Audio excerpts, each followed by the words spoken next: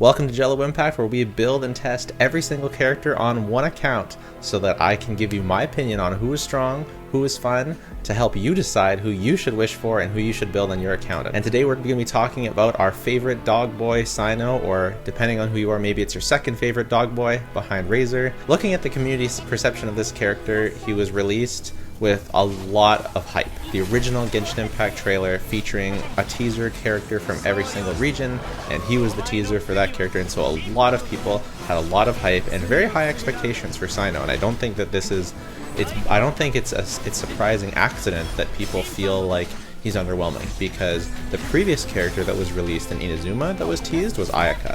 And as we all know, Ayaka's a top tier character. He had big shoes to fill, and if he was going to exceed those expectations that people had for him, he was going to have to be really, really busted. And as a result, especially with his different playstyles and some different teams that weren't fleshed out right away, his original release, he was considered a very mid character.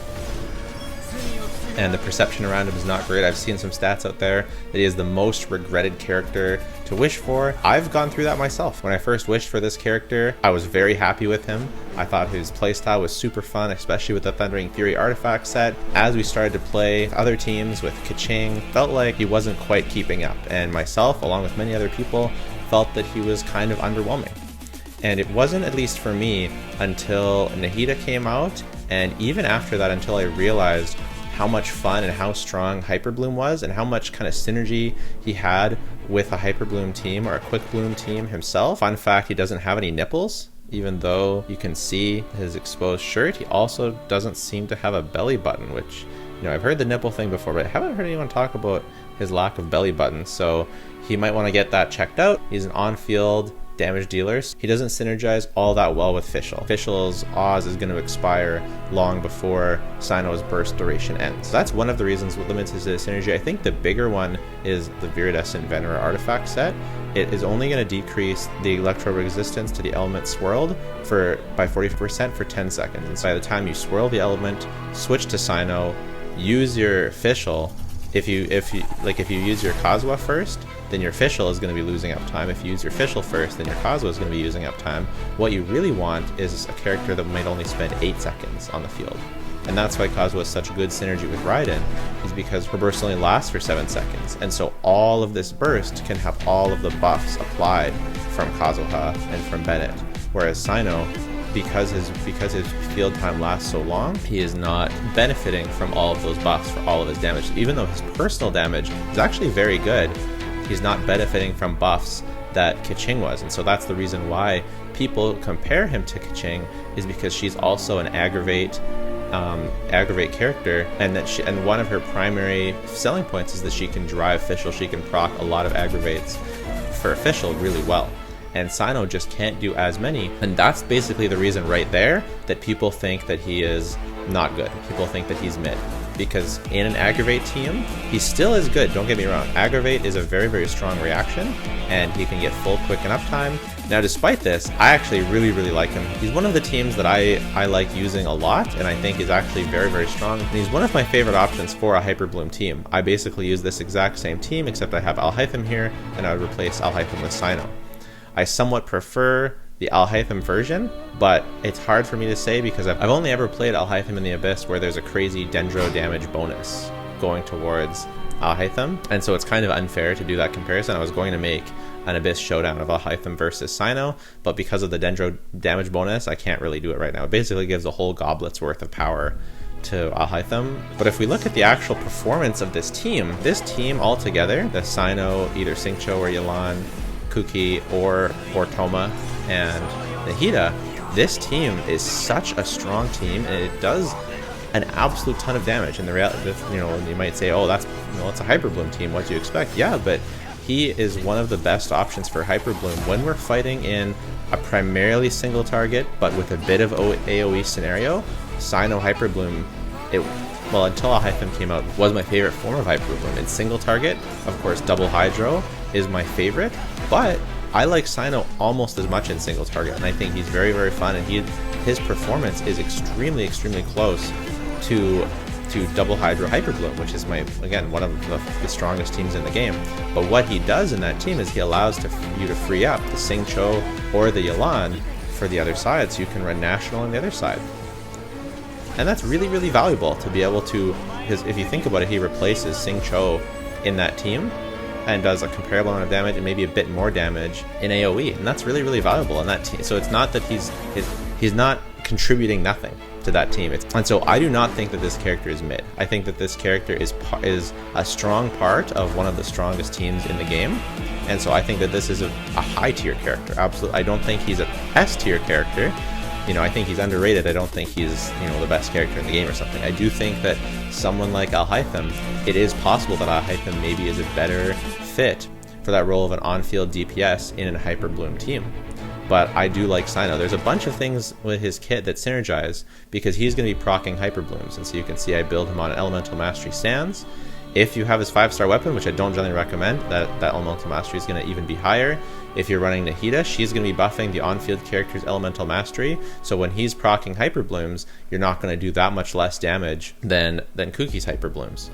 And Kuki exists to basically give you some procs of Hyper Bloom in between your rotation. It gives you more. I like running Kuki. I know some people feel like it's like, why have 2 Electro characters that are proccing the Hyper Blooms? It doesn't really make sense. It gives you more flexibility in multi-wave content, because that really is Cyno's biggest weakness, I would say, is that his multi-wave performance can be not as good, and that's because if you're using the best Dendro applicator, Nahida, her skill expired, it only exists on that one enemy. That's basically my overall thoughts. I want to do a little bit of a deeper dive and say, you know, if you're considering picking up this character, what should you keep in mind? In terms of weapons, if you have the Deathmatch, if you have the White Tassel, or if you have basically any of the 5-star pole arms, if you got a Jade Spear, that can be a great option. And if you're around for this event, the mix of Wind Spear can be a good option. So he has good free-to-play options. If you're looking at artifacts, he's a strongbox character. You're going to want a strongbox for the Thundering Fury. I know you can play other sets. I know you can play the Gilded Dream set. Even in Hyper Bloom teams, I personally strongly prefer the Thundering Fury artifact set because his combos are so much more fun and they're not hard. So in terms of gear, in terms of how difficult it is to get an artifact set, he's pretty average. I would say he wants an Elemental Mastery Sands ideally, which can be hard to get, but overall very, very similar to most characters. He's not particularly cheap to build, but he's not particularly expensive either.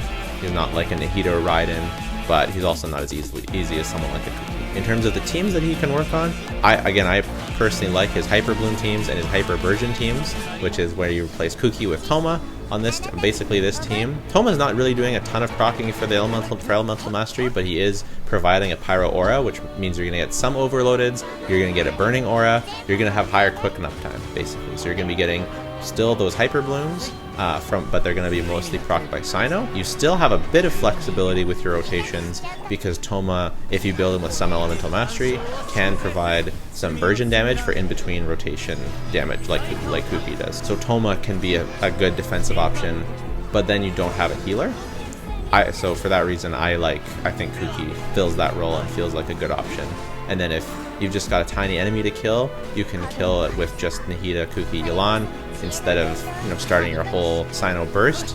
So it allows you some flexibility in your rotations depending on the types of enemies that you're fighting, which is very valuable. So to finish up on his teams, Hyper Bloom, Hyper Version, Quicken, you can use them on Electrocharge teams with Xingqiu Beidou. You can use them with Double Hydro. You can use them with National. I don't really recommend those. There's better characters to use with those, but especially Hyper Bloom, Hyper Version, and Quicken, I think they're great options, and they're going to perform really well, and Cyno will be representing on that team. Is he always the absolute best option? No, but he doesn't need to be a high tier character. You don't have to always use the best option. This is not a PvP game where squeaking out those last extra 2 seconds in your Abyss clear time is going to make the difference. You just 36 star or not, and he is an excellent spot, and there is some value again in replacing Xingqiu for a Double Hydro Hyper Bloom team. Looking at how he feels to play, I think he feels great because again, I've built the majority of the characters. I've built 27 characters in Genshin Impact, and we are well on our way to building every single character. Up to about here, we've built all the characters. So there's very few characters that I haven't built. There's only a few characters that I haven't actually gotten, and most of them I have tested on other accounts. Wanderer I haven't tested yet, but Ito, Zhao, Child, I've tested all these characters on other people's accounts, and I think that Cyno is a really fun character to play. if you like this guy, if you think his burst animation is as cool as I do, I highly recommend going for him. Don't let people calling him mid or calling him replaceable stop you. He's an awesome character, but he's also not a character that you should get just for the sake of getting him. You should get him if you like him, and not get him if you don't like him. And that's kind of, in my opinion, a perfectly designed character. I think he's a high tier, well-performing character, and I think he'll age well. I think there's some room in his team slots to have someone even better out there. If we can get a Dendro Shielder, for example, that provides ongoing Dendro application from off field, that could be really, really huge. And especially that provides a buff or some sort of way to reduce resistances of Anemo that lasts his whole duration of his burst, so that you can use him on field and not lose the buffs halfway through. Because I think that Genshin is experimenting with different field times and different buffing lengths, and I think one day there could be a character that makes him even stronger. I'm not saying there will be. I'm not saying you should, wish for him because I said that there will be, he'll get better teammates in the future. But I do think he's playing with characters that he doesn't have perfect synergy with at the moment. And I think it definitely is possible that one day he does get that perfect synergy. So we'll have to wait and see. And I'd like to say at this point that if you have been enjoying the content, or if you feel like your sins are weighing upon your soul, to just hit the like button, and I'm sure it'll make you feel better, it'll make me feel better, and it just lets me know that you like the content and helps it spread to more people. The next thing I want to talk about is his overworld potential.